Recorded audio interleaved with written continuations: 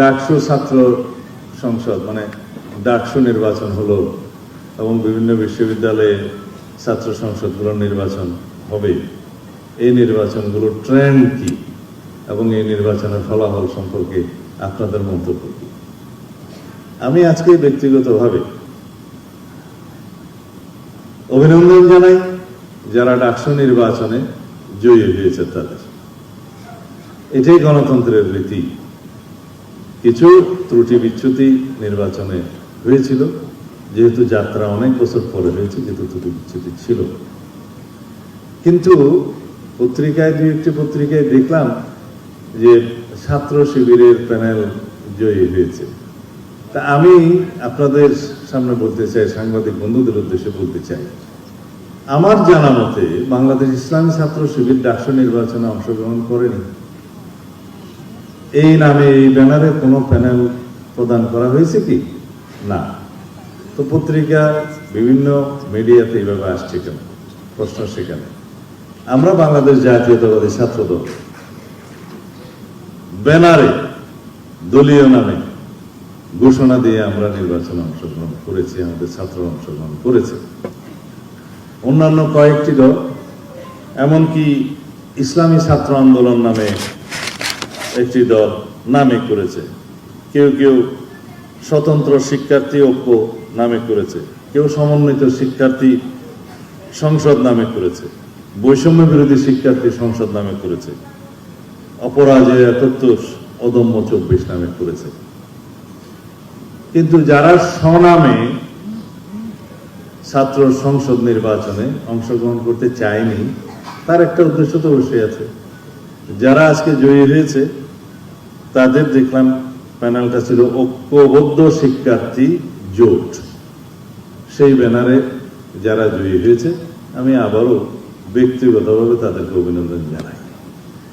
আমাদের ২০২৪-এর ছাত্র গণ অভ্যুত্থান পরবর্তী সময়ে আমাদের সবচেয়ে বড় সংগ্রামের নাম হচ্ছে, আমরা আরেকটি সংগ্রামে লিপ্ত আছি। সেই সংগ্রাম হচ্ছে বাংলাদেশের নতুন যাত্রায় রাজনৈতিক সংস্কৃতি পরিবর্তনের সংগ্রাম। আমাদের এই রাজনৈতিক সংস্কৃতি পরিবর্তনের সংগ্রাম চালু রাখতে হবে। নতুন রাজনৈতিক সংস্কৃতির ধারা প্রচলন করতে হবে। সেই সংস্কৃতি কি? গণতান্ত্রিক সংস্কৃতি, সহনশীলতার সংস্কৃতি, সহমর্মিতার সংস্কৃতি। এবং সহনশীলতা সহমর্মিতার মধ্য দিয়ে আমরা পরস্পর রাজনৈতিক দলসমূহের মধ্যে আমরা প্রতিযোগিতা করব, রাজনীতির চর্চা করব।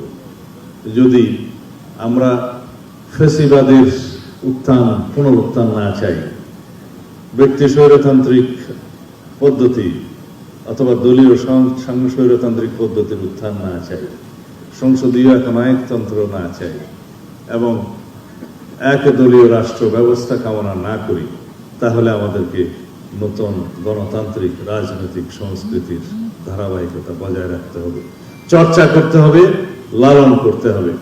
এইভাবেই আমরা গণতান্ত্রিক রাজনৈতিক সংস্কৃতির চর্চার মধ্য দিয়ে আমরা বিগত দিনের ফ্যাসিবাদী অগণতান্ত্রিক রাজনৈতিক অপসংস্কৃতিকে বিলুপ্ত করতে পারবো, প্রসারিত করতে পারবো। ভালো রাজনৈতিক স্থাপনার মধ্য দিয়ে আমরা অপরাজনীতির বিলুপ্তি ঘটাতে পারবো। সেই রাজনৈতিক চর্চা আমাদেরকে করতে হবে।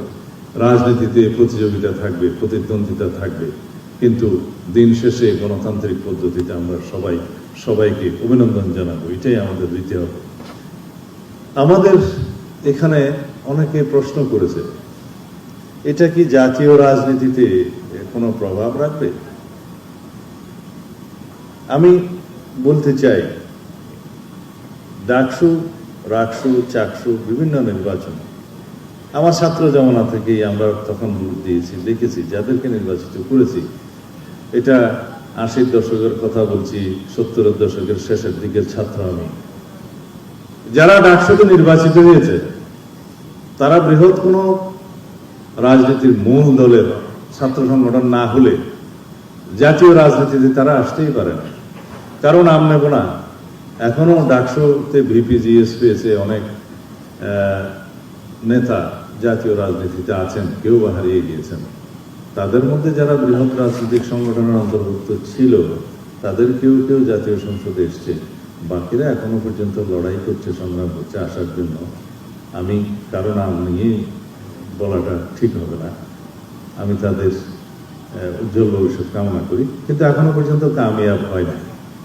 এটা হচ্ছে বাংলাদেশের জাতীয় রাজনীতি এবং ছাত্র রাজনীতির একটা পোস্টমর্টেম বিশ্লেষণ।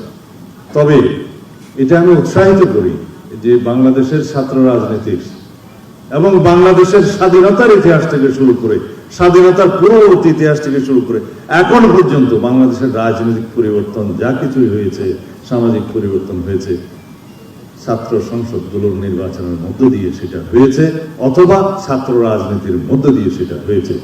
সেই রাজনীতির সূতিকাগার এবং ছাত্র আন্দোলনের সূতিকাগার, রাষ্ট্রীয় পরিবর্তনের সূতিকাগার, সেই বিশ্ববিদ্যালয়গুলো ছাত্র রাজনীতির চর্চা থাকতেই হবে। যারা ছাত্র রাজনীতির বিপক্ষে বলেন বা ছাত্র রাজনীতি বন্ধের কথা বলেন, আমি তাদের বিরুদ্ধে। কারণ রাজনীতির চর্চা, শিক্ষাঙ্গন, পাঠশালা হচ্ছে বিশ্ববিদ্যালয়, সেখান থেকে জাতীয় রাজনীতির নেতৃত্ব উঠে আসে ক্রমবিকাশের মধ্য দিয়ে। আমরা ছাত্র রাজনীতি করেছি, আমাদের সাথে অনেকেই বাংলাদেশের জাতীয় রাজনীতিতে প্রতিষ্ঠিত, তারা জাতিকে বিভিন্নভাবে রাজনীতির ক্ষেত্রে অবদান রাখছেন। তাদের আমরা অবদান রাখতে পারছি কিনা জানি না, তবে আমরা চেষ্টা করছি। তবে রাজনীতির শিক্ষা শুরু হতে হবে ছাত্র রাজনীতি দিয়ে। তবে এমন ছাত্র রাজনীতি চাই না যে ছাত্র রাজনীতি ফেসিবাদী গোষ্ঠী অতীতে নজির স্থাপন করে গিয়েছে।